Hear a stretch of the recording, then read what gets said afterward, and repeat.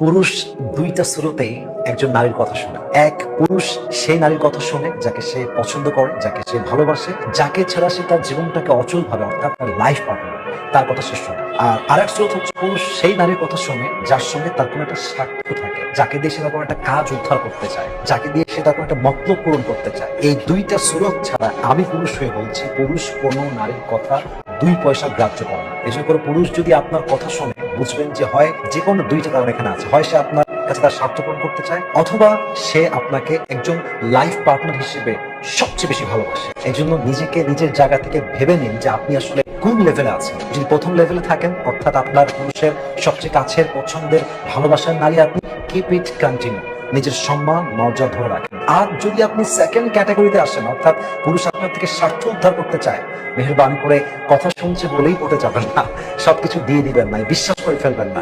যত দ্রুত সম্ভব, অ্যাজ সুন অ্যাজ পসিবল এখান থেকে বের হয়ে আসেন, দেখবেন যে আপনার জীবনটা নষ্ট হবে না।